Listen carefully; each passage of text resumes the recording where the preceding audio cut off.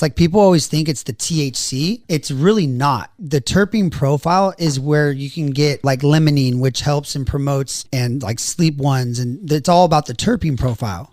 That was Jordan Thorn from 420kingdom.com. Be sure and check out 420kingdom.com. In today's show, we discuss the cannabis industry and where it is as of today. You know, it's different from the 70s and where it's come. We talk about the state of the cannabis industry in the United States, Canada, and we discuss a little bit further about the effects of cannabis and cannabis products, THC versus CBD, and the different ways to consume it and acquire it.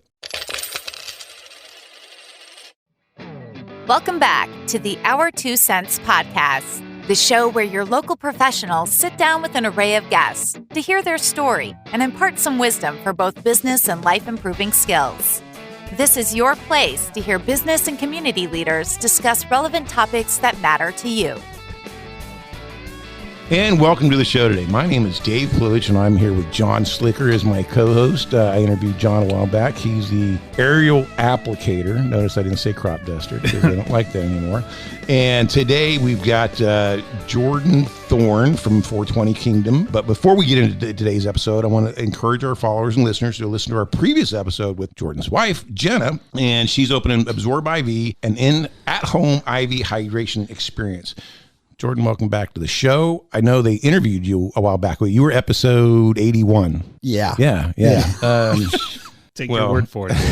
Yeah. Gotcha. Sounds good. Yep. I went and he goes, well, can I have backstory? I'm like, well, no, you're going to be fresh asking the questions everybody want to know. I want to know because it's a follow-up interview. So I wanted to go back and find out what they talked to you about the first time, which was really interesting. I can't wait to get into today's topics with you. But one of the things that I've already talked to a couple people that I told them I was interviewing you, and a couple questions popped up, was the state of the current industry as a whole. Before we jump into 420 Kingdom itself, I mean, you know, one guy goes, hey, be sure and ask him. I mean, there's been a flood coming across the borders. There's been a lot of illegal grows.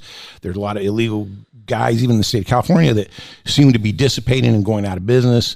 What's up with the industry? Well, I will tell you that the government rigs it against you. You know, they really, from a tax standpoint and stuff like that. And then what's happening right now is the price per pound, has dropped because we have all the different states that are really opening up. Yeah. And so, a lot of the traditional market, kind of like how you said, you don't like the word crop duster. We don't like the word black market anymore. It's called traditional market, right? The old school traditional market. Okay. So all that traditional flower starts staying here because it's not really going over, the legalization's happening kind of everywhere now. So a lot of the stuff is not being shipped out. So that's kind of driving the price per pound. But there was just $100 million company that just went out of business, because I couldn't begin to tell you all the reasonings, but it's just illegal company. It was a legal company. They were valued at about 2 years ago, almost $100 million. Doesn't sound like Canopy, does it? No. Like what? Canopy growth doesn't rhyme with canopy growth. No, not them. No. But you're just seeing it happen all the time. And a lot of the companies are not vertically integrated. That's what's really hurting them, because they're paying that high distribution cost, or they're outsourcing a lot of their services that they have to get done. So this big company that went out of business, what were they mostly flour or what were they? Okay. Yeah, they were mostly flour. I think a part of it is growing too big too quick. I think that's what's kind of happened with a lot of these guys is they've grown too big too quick. And obviously, of course, growing pains kind of come with that. And, really a lot of people don't understand this, where this industry it's honestly kind of fucked. Let's say you owned Honda dealership down in Bakersfield. And I walked up to you, Dave, and I said, hey, is it cool if I get this car? Give me net 15. Give me net 30, meaning I will come to you in 2 weeks and pay you for this car. Or I'll come to you in 30 days and I'll pay you this car. You would look at me and be like, kick rocks, right? But what's happening is people that are launching these brands, these flower brands, because the dispensary pretty much owns the market and there's not as many of them and there's more brands, basically what they do is they say, okay, yeah, Mr. Jordan, I'll give you a $10,000 order, for example, but I'll pay you in 30 days. I mean, that is probably one of the biggest issues right now in the industry. And like, you couldn't do that with any other service. Like, well, no, you can't do that with alcohol. You don't pay your alcohol bill or beer bill. Yeah. They shut you down. Your liquor license is gone. And the problem is you have all these Tom, Dick, and Harrys that have no business acumen doing a freaking company, and they don't know how to do all these managing of net payments. And all of a sudden, in a snap of, because everything moves so fast in the industry when it comes, it's like milk, honestly, like the amount of people buying cannabis and using it. And so the recurring orders that happen, I mean, if you have a dispensary, I would say at minimum, you can't even start from an inventory standpoint with at least, you have to have at least 80K, like just to be maybe 5 in each category, in the edible, the flower, all that, right? But yeah, it's just interesting, man, because it's like, I kind of look at guys sideways. I'm like, I don't even know who you are, for one. 2, we can run credit reporting on them, but because of some of the turnover that's been happening, it's kind of hard because a lot of them, they're like a brand new shop. They don't have credit, right? So it's like, okay, you have to like, okay, who backs you? You know, and at that point, it's like, why are you even asking me this? I'm just going to move on to the next brand. Yeah, exactly. So then you don't even get that. So even trying to get personal guarantees, great. You really have no value. You're squeezing blood out of a rock at that point if you did have to go after them, chase down your money. Yeah. So how is it affecting you guys? I mean, because you guys are the legit stuff. I mean, listening to the last podcast, you're talking about, and I want to touch on this too, because, we said we're legal in California and other states are opening up now. What Oklahoma was getting ready to, and New York is the biggest one. New York. So that's the most recent one. Yeah. Yeah. And that's a huge one. So with the legal part of it, again, you say legal, and like in Kern County, Bakersfield said, yeah, okay, California says, yes, you can do recreational and blah, you can grow it, you can sell it, but Bakersfield, as far as the city goes, and you said what, Ridgecrest, Lancaster, kind of went with Bakersfield and goes, not in our area. You can do it in Arvin, you can do it herever, or you can do delivery. Yeah, because it's based on city ordinance. Right. Yeah, so Arvin's its own city. They legalized it. In the state of California, I can deliver to whoever I want. Right. It just obviously doesn't make sense for me to go all the way to San Diego for an eighth. Probably not. Sure. So, Kern County. The state says it's legal. Yeah, the state says it's legal. But the cities have the option. It's almost like, where was the disconnect on this? Yeah. But what's that do for the banking part? Because banking-wise, it's still federal issue. And didn't one of the banks just shut down that Signature or whatever? But they said some of that money was... Which one? I think it was Signature out of New York, not Silicon Valley Bank. That one was a different story. That was more on the tech side of things. They were banking a lot of money. But I think the Signature Bank out of New York. But banking-wise, that's still legal on the federal level. So... how's that? Or do you want to talk about that? It's not that I don't want to talk about it. It's just, I just find it interesting. Yeah, no, I mean, and to kind of go back to like the state of it, right? Like there's so much reform, and that's what's been really interesting about this industry is that it's like really in retrospect to where like the prohibition days, we're still in the roaring 20s. Okay. From like getting it right, so it's such an infancy stage. And so you really have to have like a real level of adaptability when it comes to like new processes. Now, okay, we got to be compliant with this. And so it's just a constant thing. And so, yeah, man, the banking is definitely, we basically have credit. There's credit unions that you can use too. Okay. Yeah. That being said, obviously part of this industry does need more regulation, to make products safer and everything, which you guys already do. You self-implement, and that's fantastic. But with those regulations that are being developed, the people help make those rules and those laws and those regulations, do they really know enough about the industry to make sound judgments? I mean, I see that a lot of times where you've got somebody making, it's like, with drone pilots. Okay, everyone can use a drone. Then they made a law, regulation, but now you have to have your FFA license. Well, you got one of those, right? Yeah, I got one of those. Yeah. John flies plane. So are you sure? Did you bring a copy with you? Do you have to carry that around? Or you just have it like it's in my truck, actually. All right. Yeah. But you have to have a license. Yeah. Okay. Well, anybody that understands drones, and then they go, okay, we need your flight plan. If we're going out and take drone footage of a field, I ain't got a flight plan. You're like, my 8-year-old is over here. Like, I just got this for Christmas, man. Like, this is like one of those, I need batteries for my toy that I'm like, oh shit. Like, I wanted to just experience this with my kid. Well, once I'm out there, I mean, because I produce videos and stuff for clients, corporate videos. But when we get out there, I mean, we'll get out there and go, oh, you know what? It'd be cool go to from this angle, or can you fly that drone come through this way? It completely levels it up. Flight plan together. And so the idiot that made that rule that you got to have a flight plan, obviously he has no clue how things really work. So back to my question, because I bring it back around there. See how I did that? I see how you do that. The people making the regulations and kind of the governing body on all this, do they really understand your industry and what is really taking place? Interesting enough, yes, I do think they understand it. All right. I think what they're doing is absolutely deliberate. But the nice thing is again, there's so much reform. Like we just had, they just came out with a tax break on, the way that they were taxing when it went from cultivation to delivery or distribution to distribution. Like at a wholesale level, I go and I send it to another distribution so they can maybe put it in their retail.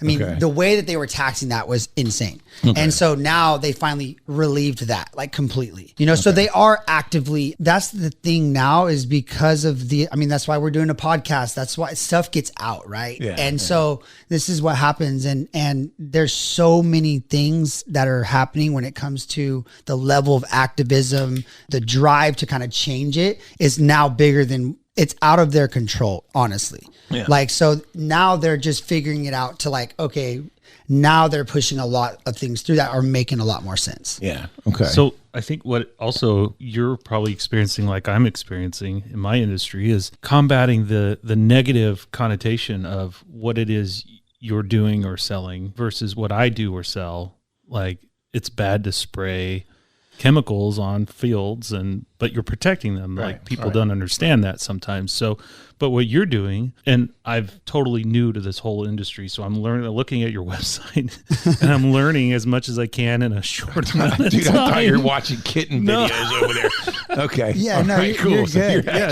You're actually involved in this conversation. Feel free to also ask just whatever customers are feeling and like whatever, let it fly, let it flow. Well, because I listened to the previous one, part of your big drive back then was definitely the education part. It's like, hey, Jon asked what to wear today, and he was going to wear a tie-dye shirt and flip-flops, and I said, dude, no, it's not like that anymore. So he decided not to. So.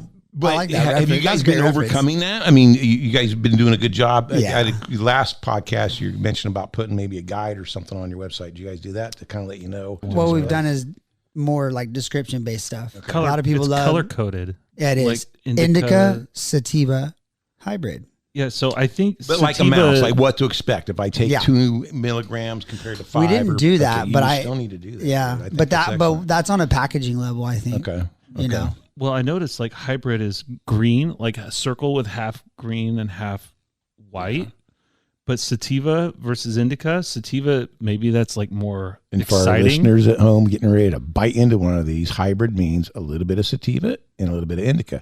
What's the difference between sativa and indica? Well, an indica is more body and you'll be on the couch. Like you just kind of want to really chill out. Like that's what most people, and then sativa can be like, I still have a pretty productive day that I have to get done. Yeah. Like I don't want to feel that way. So it's more, just kind of like, it would say upper. So I would say. So a hybrid is, I want to sit on my couch, but I also want to get up and do something. It's a good balance. I want the option. It's a good balance. I want the option. And you're really not sure which way it's gonna go or which way you end up. So I kind of get the color coding of the products. So indica is obviously blue background, 3/4 of background, but has the white part is like in the shape of a moon. I feel like that's I'm looking at that. What product are you looking at? Well, so I didn't know what flower was. Oh. So I went to that part. Do you know now? Hey, I kind of like that you chose him. Oh no, that was a great choice because he gives you like that perfect like open skein. Like I don't know. Exactly. You need more customers. Here we go. Exactly. Well, that's why I told him don't listen to the previous podcast because I need you to come in with a blank slate, going what our listeners are wanting to ask. You're here to ask. I'm here. Yeah, literally. That's freaking awesome. Okay, so one more thing, because 1/8 of an ounce, right? I'm used to hearing kilos on Dang, you HBO. pushing that way back in the day, huh? Yeah, you were. Hey, was he that? He was the one in high school. He does fly a plane, remember? No, I'm just kidding.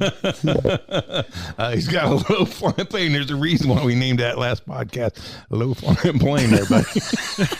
Just for the record, I don't do anything. Hey, Flight. Have you ever seen the Denzel Washington movie Flight, where he flips the plate upside down? Probably took into Probably. Oh my God. All right. What other questions do you have? Before I ask some more questions. Well, no, that was just my overall. Your industry is going through the same thing that mine is, a negative connotation towards your product that you're trying to educate people and highlight as a good thing or a healing thing. Yeah, I guess I'm just highlighting the similarity that multiple industries go through. So yeah, I mean, it's a game of attrition, I feel. Well, and it's also, I feel like the more you educate, the more people are open to it, because I have no education in any of this. It's all been taught to me like, that's bad. You don't need any of this. It's a gateway, right? Well, that's pharmaceutical companies telling you, don't do this for pain. Use this product instead. That we're going to charge you all this money for, and you're going to have bad side effects and everything else. Right. So that's what we call 80 years of propaganda. Right. Like with how bad, like alcohol is terrible for you. Absolutely. Yeah. Oh my God. If you take it to a level where, a lot of these people drinking heavy and man, it's terrible. Oh my God. You guys sell Pabst Blue Ribbon? Oh, okay. Lemon? See, I feel like this is, in my opinion, the next new drinkables wave to really kind of push for the openness and modernization, because this is basically it's a PBR, which we all are familiar with. PBR. I've got a can of that in my fridge that I got at a golf tournament from you guys, and I just haven't opened it yet. So, yeah. And it tastes like an actual just seltzer with a tint of it's because it's like de-alkalized. So again, being on it's not federally legal yet. How does Pabst Blue Ribbon get away with doing this? They obviously do. Yeah, no, they do. What other big brand companies are out there doing this? I mean, I've heard Diageo's looking into products. There's other big companies looking into pulling it into their line of products. Yeah. It's just opening up more and more, right? Yeah. And So, I mean, I know there's been a lot of talk, a few years ago, is this something that RJ Reynolds is probably going to get into? Is Walmart? I mean, do you think that'll eventually happen? Yes, absolutely. But like you said, it's like prohibition, right? You're going to find this on shelves as we age. So we're in the 2020s right now. So I think give it 80 years. But I think what a trip that's actually 100 years. Yeah. Exactly. When it really, in the 20s, right? Like what we're going through. Yeah. It's been 100 years. So I think, again, a lot of the stereotypical stuff, and people remember the 60s and the 70s, and when someone goes, oh, weed, blah, they don't understand the level of product that's out there, the high quality, the thought and the science behind the different varieties that are out there now. I mean, it's just, it's on a whole nother level that can't even be compared. I have an old Durr book. And it's I probably shouldn't bring it up because I can't remember it. So if my viewers are asking about it. But anyways, and that book is already outdated, and it's only 3 or 4 years old. Oh, wow. And it's completely outdated. If somebody's looking to get into this, I mean, going to, where do they go now? I mean, that's kind of the downside of not having dispensaries here in the city, because you can't go talk to someone and go, this is what I'm looking for. This is, I went to one once, and that's what he did. What do you want to sleep better? You want a little bit more energy or focus? Or let us know, and we've got that strain for you. It's not just here, give me that one. And that book was strains, and now there's so many that are actually some people are they go after the Girl Scout cookie strain because that helps them in so many different ways with the different terpene profiles. People always think it's the THC. Right. It's really not. The terpene profile is where you can get, limonene, which helps and promotes, certain things and sleep ones. And it's all about the terpene profile, mezzanine and all those things. So it's interesting because that's really the stuff that fuels, and when you smell it, it's real good. But it's interesting because a lot of people aren't really known to all the different healing and things that are involved with it. And it has exploded. A lot of people we had a guy call us, it was literally 3 days ago. And he's like, I just retired. I have not smoked in 35 years and I'm retired. What do you recommend? And we were kind of going through it, and he was like, what? Because he was in that prehistoric, maybe you pay $10 and get a little Ziploc bag, you know, back in the day. Yeah. So then With when he seeds saw it now, he was like, and that's where the next wave is, because it's more consumable. You can bring a 6-pack of that to an event, and a lot of people just maybe don't drink, and maybe they do cannabis or whatever. Yeah. And they can pop one in for like a 4-hour span and just hold on to that all night on the rocks. Yeah. So I'm looking at the packaging of the pre-rolls, and you always used to, what's a pre-roll? So I'm assuming it's something you smoke. I don't know if someone I'm else right. has rolled it for you as opposed to you buying it and you getting paid for it. And you breaking Good all luck the me roll. rolling it, right? So I'm used to, like, if you're going to smoke a blunt, haven't done that. Okay. But, and I keep saying that, but those are ugly, but these are pretty. Like, Well, again, and obviously the THC, but what does terpene mean? Because I have no idea what that means. But I see Explain it what listed on terpene is. here. So- I see on here it says THC You're going to ask a question. levels. You have to wait for I'm the sorry. answer. I'm sorry. you're I was good. going to add to it. I I'll was get going to to it. add. No. Add Go to it, ahead. add to it. Add to it. Add to it. Yeah, Yeah. because you talk about terpene, but then you list the THC percentage, and I'm looking at it like, oh well, THC 33.93 sounds way better than 24.2. Why would I choose one versus the other? Agreed. And that's, in my opinion, don't get me wrong. The higher the THC, the chances of you getting higher, it is quality, right? Okay. So, but the real people that are, like he's saying, really diving into the science behind it, they get into the terpene profile. THC is a big part of it, right? But like it's not the defining thing in my eyes where that makes it a quality flower. Gotcha. It's like going into a cigar shop, right? Okay. You look at all these cigars, and I guess it's like the same thing. You have to smoke them, or you have to partake in them to try out which profile you like more. It's the same thing. It has to be, because I can walk into a cigar store now and see, oh, I think that one's going to be great, or that one doesn't look so good. Is there a way that helps people find that better one online? Well, I don't know. Yeah, you can filter it. Like there's different ways to filter in the system. So you can do like 420 Kingdom, or like if you like a specific brand, and then you can do like sort price range and stuff too. Yeah, you guys have like an online chat. I mean, are tip- customers able to ask you guys questions? Yeah, and we have a live dispatch too, so they can call in at any time. Oh, cool. So, if someone's looking for the first time, or even if they've done it before, they got questions about different strains or different stuff you're showcasing on there. That's excellent. I feel like it's really dialed in too. Like a lot of people, the software out there is pretty intuitive now. It's designed for people, with ease and stuff. And yeah, I mean. So one of the things you talked about last time, when you guys have membership and non-membership still, or is it all just open to 21 and older, show your ID, prove who you are, and you're good? Yeah, so it's 21 and older. You always show your ID no matter what. Okay. But if you're 18, you can have a med card. What's the membership thing? Do you guys still offer a membership with 420 Kingdom? You mean like a loyalty program? Yeah. So Yeah. Okay. Yeah. Okay, So I have a loyalty program out there. We're actually coming out with an app. Oh, So yeah? we're going to have an app soon. Oh, That's going to be cool. What's that going to do? That's basically going to handle all your orders, check your loyalty points, a way for you to share with your wallet, like a code and everything. And yeah, so it's pretty exciting. The app's going to be really cool, I feel, with a lot of people. So how much you guys grown since, because you were in here February of 2021, episode 81, like I said, in case anybody wants to go check that out. How you guys, I think just in January, gotten in Ridgecrest, Lancaster. Oh, yeah. Yeah, that's correct. Yeah. So where are you guys at now? Where have you come since February of 2021? So we are, we have almost 100 employees. Wow. Range. So it's like doing that, slowly expanding. Concentrates. No clue what those are. I keep saying that. I have no clue. It's fine. Because there's a lot of people listening right now, John. They're going, I've got no clue about any of this, and I want to know. How on earth do you use concentrates? Like, have you ever seen a bong? Yeah.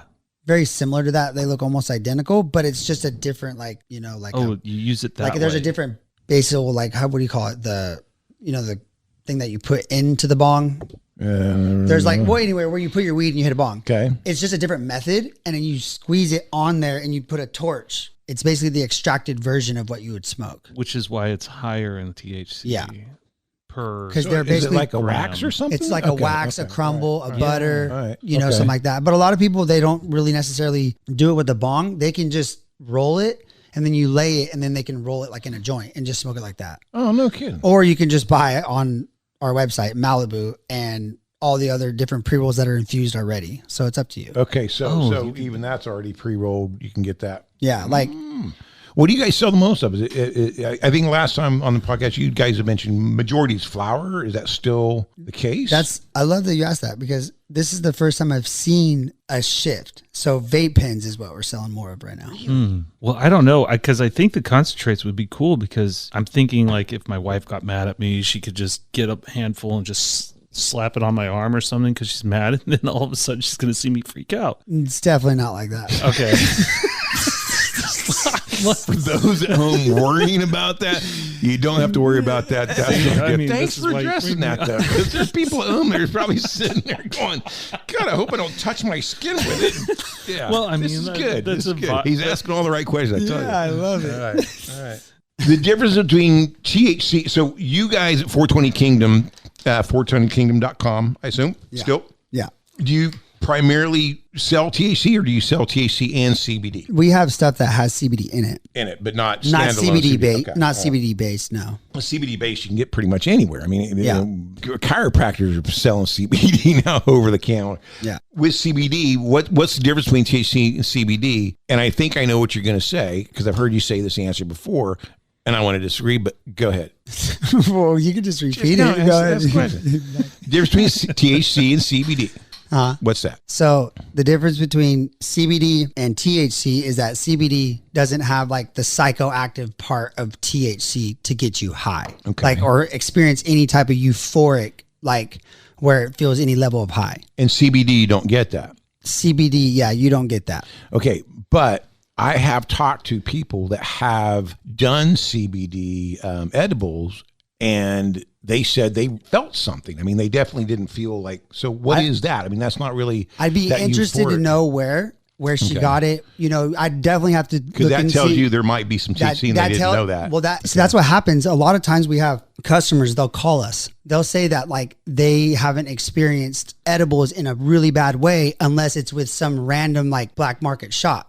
So what happens in the edible industry is that you don't know what you're getting. They say it's CBD. I just literally interviewed a girl recently, and she said that she went to a shop here locally. She bought what she thought was a CBD thing, and it wasn't. Okay. And it ended up being almost 25 milligrams straight to the dome, and she was like not prepared for it. Yeah. And then bad experience. This is literally of 2 days ago that someone that I interviewed. Well, and again, that bad experience can ruin it for somebody. You know, talking to people that are experienced in it, and when you mention, hey, have you ever tried THC before or cannabis? And they're like, oh yeah, no, I won't do that. As soon as you see them react like that, you know immediately you took too much. How much you take, and were you drinking? What led up to that amount that you took? Peer pressure. Yeah. It's not necessarily that, but okay, but no, yeah, I mean, you know, somebody goes, you know, well, look, here's some gummies, and somebody grabs one and pops it in before you get finished going, oh, have you ever done this before? You might want to take a quarter of that. I guess that's part of one thing I want to be clear on into our listeners. If you ever get exposed to this and you want to try this, can't stress enough. And I know, Jordan, you will back it up. Start out small. Start out small. I mean, even people that have experience with this and have done it before, if they're trying a new product, they know better. Start out small. You can always add to it, but you can't undo it. Like you said, you just have to ride this thing out a little bit.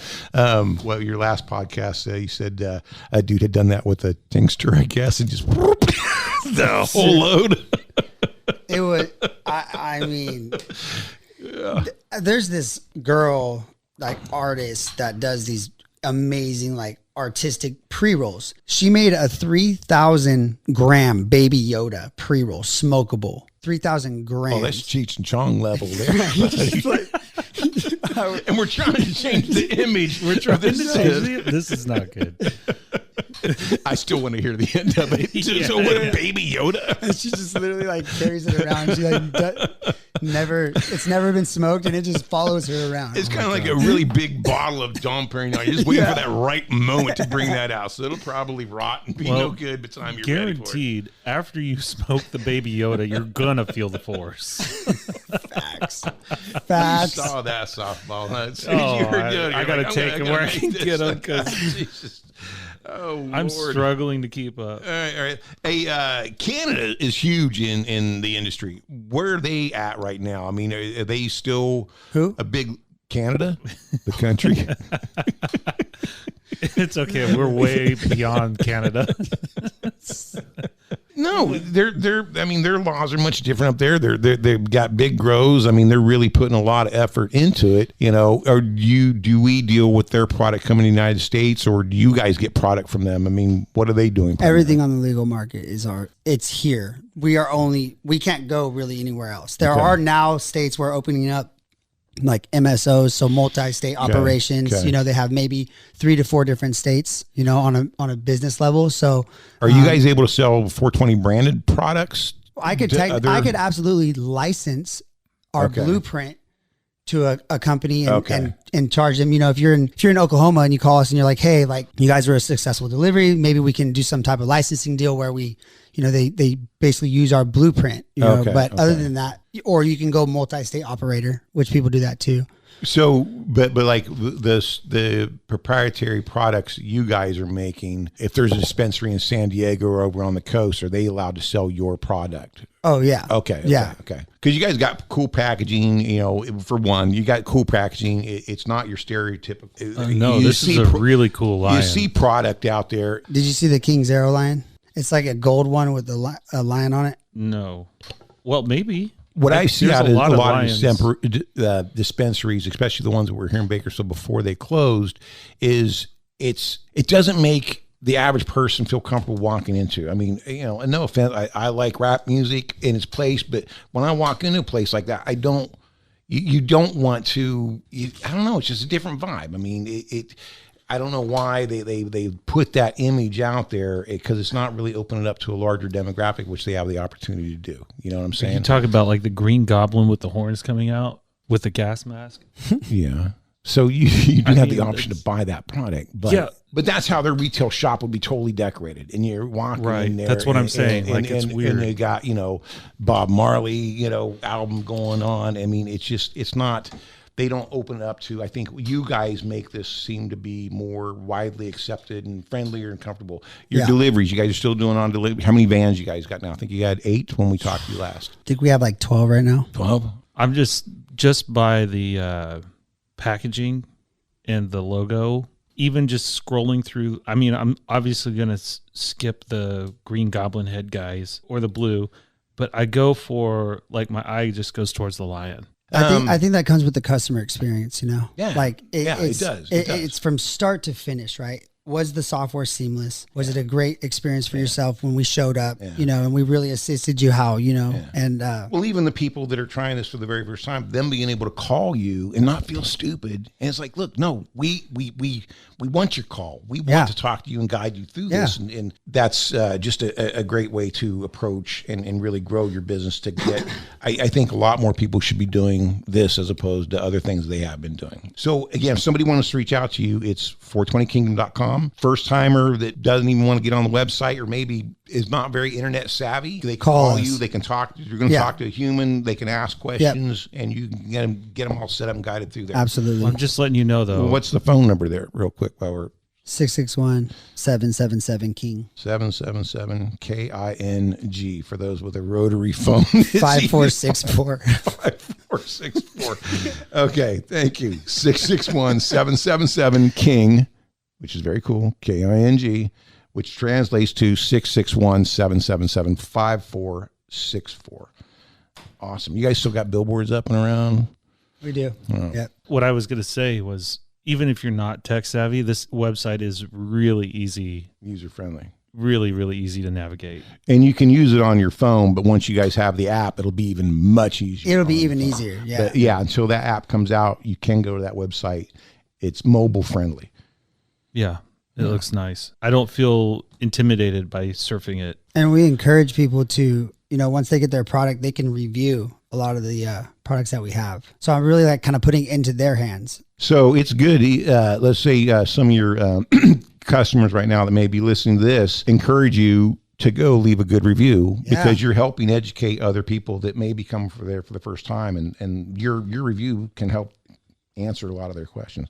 Yeah. And if it's, awesome. and if it's constructive, and most of it is, it's like, let's all work together. Yeah, there's so many people out there that should be doing this. From day one, the level of grow that it's been happening is just, from like a quality standpoint, is amazing. Yeah. Because of the feedback that we put on there, like, hey, how's our flower rated? Boom. We had all these different rate us. And that gave us some real help to like, okay, this is what they want, and getting better on it. And so, we always encourage like people to give us feedback. How do I know what I'm getting in your products is quality? Where did you get it from? Like, are you growing it yourself? See, I should have listened to the first podcast. The 420. No, this is good. The 420 Kingdom one, yes, we grow all that. You grow all that. Yeah. Okay. We talked about that in the first podcast. So we do encourage our listeners to go listen to that first podcast. Yeah. But those that are too lazy that might have done indica and sit on the couch not wanting to listen to podcasts, go back and listen. We're listening to this one. So did he get a chance to answer the question? No, please answer. Go ahead. Answer the question. So he did answer. He did answer. He did. He said he grows it himself. Next question is, how do you guys grow? Do you guys do something unique the way you grow it? We do. We do not use soil. Oh, hydroponic? Aeroponic. Aeroponic. Oh, that's cool. I've never heard of that. What is that?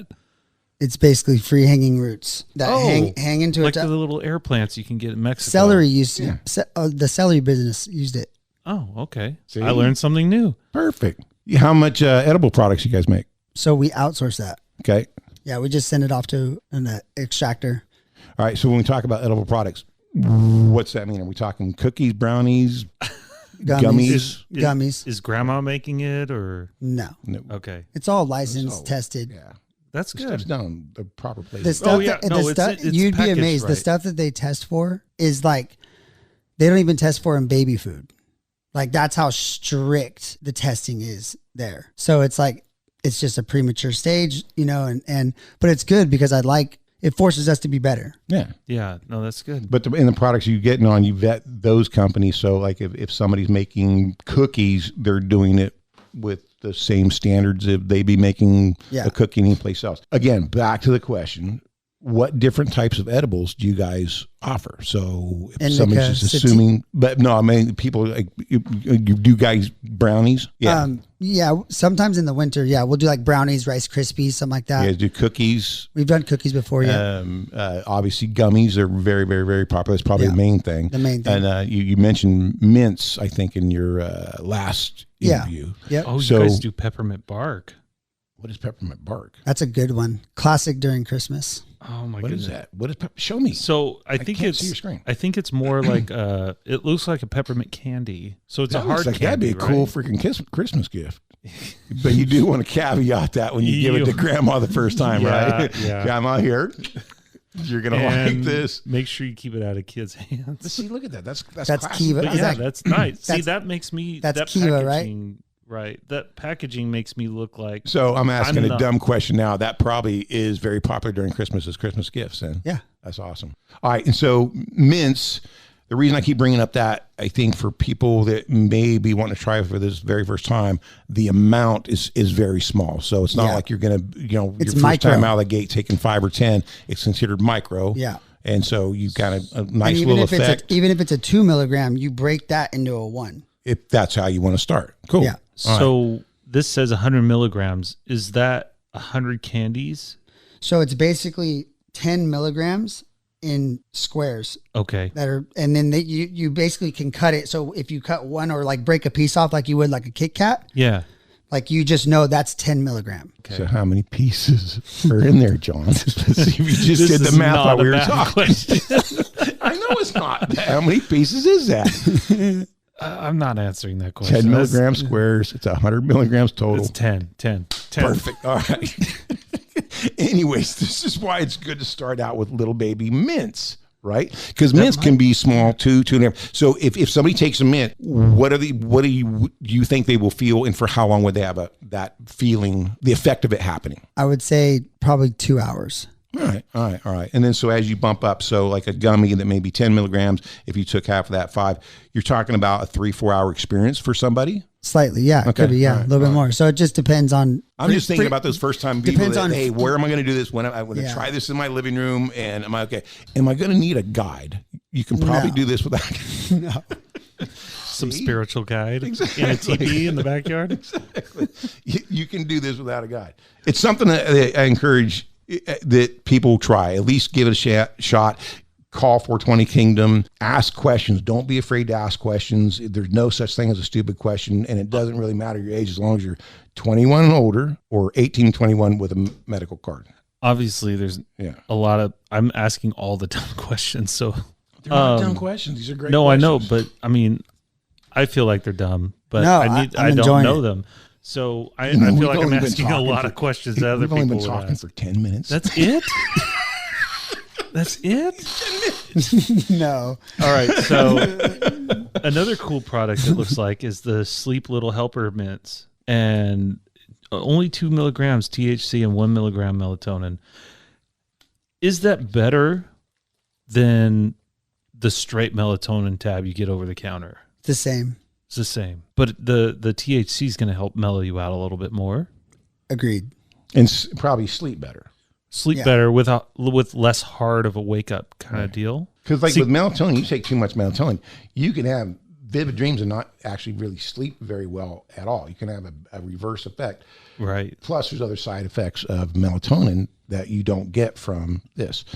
That's a great little product for someone to start out with and try and see if they like.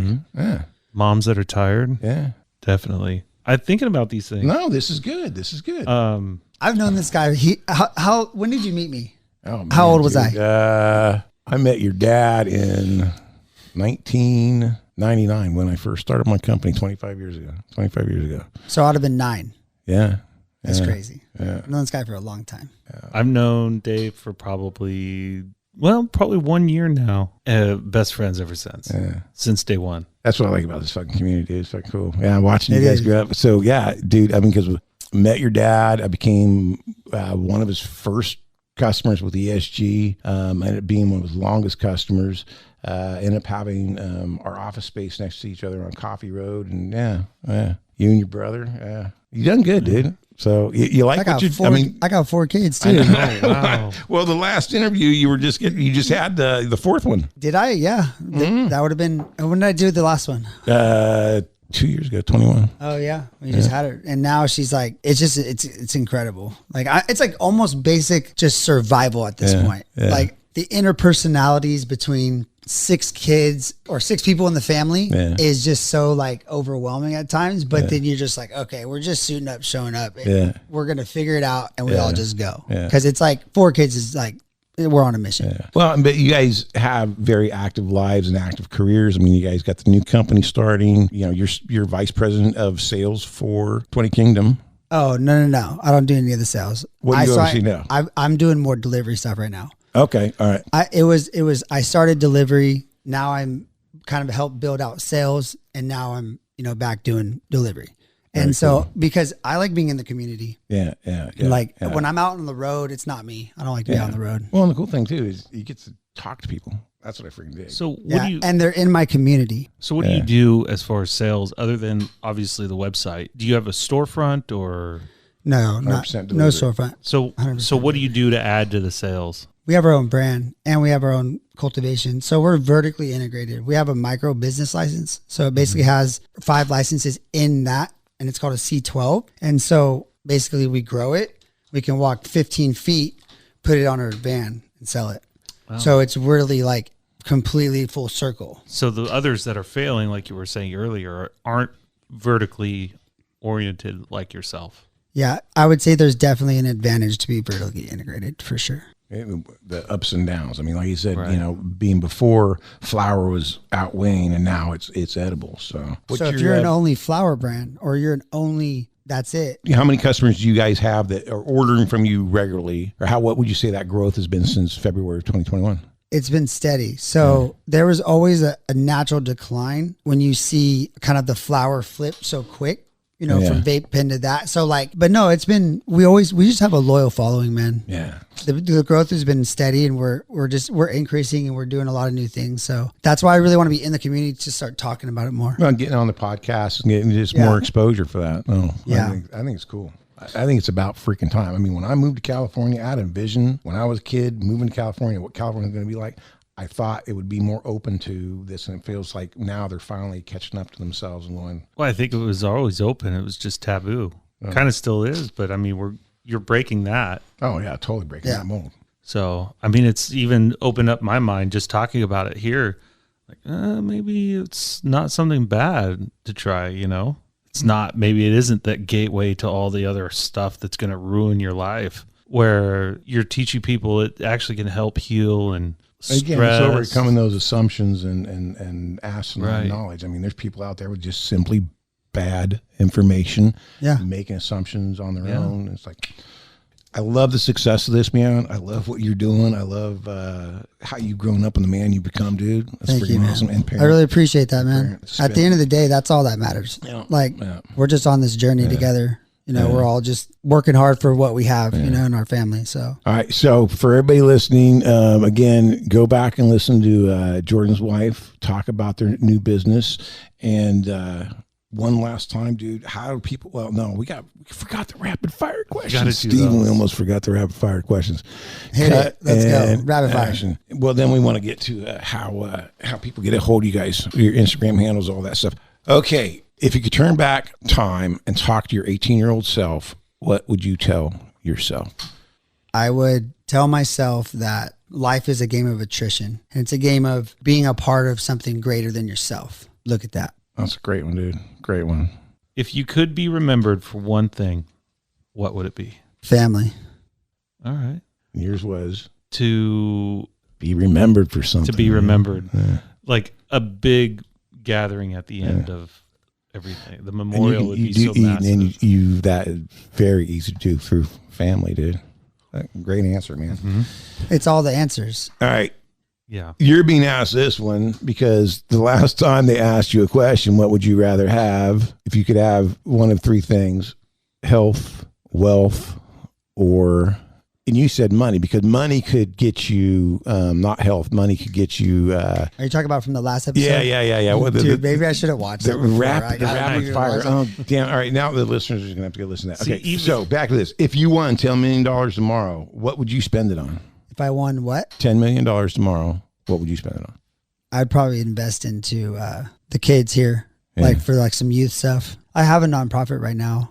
Yeah, tell us about that. Yeah. So I have a nonprofit where I just basically, you know, train kids and kind of expand the whole like soccer. Because I mean, I've been playing soccer for my whole life. No, I remember. Yeah. Dude. So, and we have a club now. Like we started a club, partnered with my friend Marco, and like we have almost over 100 kids that are part of this thing. I did not know that, man. Yeah. Wow. That's freaking cool. Does it have a name? Future FC. Future FC. You don't. What's the FC stand for? Football Club. Oh, okay. Future Football Club. That's cool. FFC. The number of people that play soccer that probably are listening to this, just heard you ask what the hell FC was. Really, you couldn't figure that one out on your own. I'm sorry. How long have you lived in California? Football club. I'm sorry. I'm teasing. I like teasing them. Dude, we should get you back on here and talk more about that as well. That's flipping cool. I had no clue. If you want to really dive into that soccer world like that, that's really like, to me, it's all about family, and it's all about being there to help guide your family, you know? And so it's just really cool because all my boys play just every day. We go all the time. They owned a soccer club at one point here in town. You did? No, they did. His dad. Oh. Dad was part of that. Oh, okay. At one point we had 78 teams. Wow. 78 teams? Yeah. Soccer's been a huge part of this kid's life, dude. Again, I'm stoked to have you on here. That's a whole other thing, like, because if you've never watched anybody play soccer and you just feel like you want to go watch a good little quick match, go to the Sportsplex right here on Ming Avenue, and you watch these guys play, and it's really interesting. But what's cool is you can rent it out too. So if you're just like, all right, I want to go play a little bit of, they have tennis right there. It was where the Laurel Glen tennis courts. Okay. All right. Like all right. everyone loves that spot. Yeah. It's awesome. And They've it's got soccer in there. It's literally like 6 turf fields. And then what they're doing is they put tennis courts up, but they immediately said, oh, dude, no. Because we were like, no, put pickleball. Yeah. And so they have 2 big tennis courts that they're going to put pickleball in now. Okay, Jordan. So anybody wants to get a hold of you, your company, 420 Kingdom, that's 420 Kingdom.com. The phone number, 661-777-KING, which if you don't have a rotary phone, 5464. And I highly encourage to you guys check them out. Call them if you want to learn a little bit about them without making a phone call at this point. Your Instagram is what? 420 Kingdom spelled with all letters. At 420 Kingdom spelled with just only letters. At 420 Kingdom, only letters, no numbers. Facebook, they can just jump in there and put 420 Kingdom. You guys pop up. Yeah, but we're not really on Facebook. All right, Instagram's the place to go. All right, very cool, dude. Proud of you, brother. Appreciate it, man. Kick ass, man. Thanks. It's good to get to know you. Yeah, John, glad you got to sit in on this podcast. I learned so much. Yeah, this is It was enlightening. All right, anyways, that's it. Thanks. Bye. This show has been brought to you by the Law Office of Kyle Jones, Troy Burton with the Lynn Company, CPA John Duffield, Scott Hansen Real Estate Lender, broker and investor, Dave Plivelich, President and CEO of the Marcom Group and MarcomBranding.com, and Amanda DiGiacomo, President of Atlas Financial Solutions. You've been listening to the Our 2 Cents podcast. Check out the show notes for links and more information about the show. Also visit our website at our2centspodcast.com or catch us on Instagram at Our 2 Cents Podcasts. If you've enjoyed this podcast, please subscribe and share with others.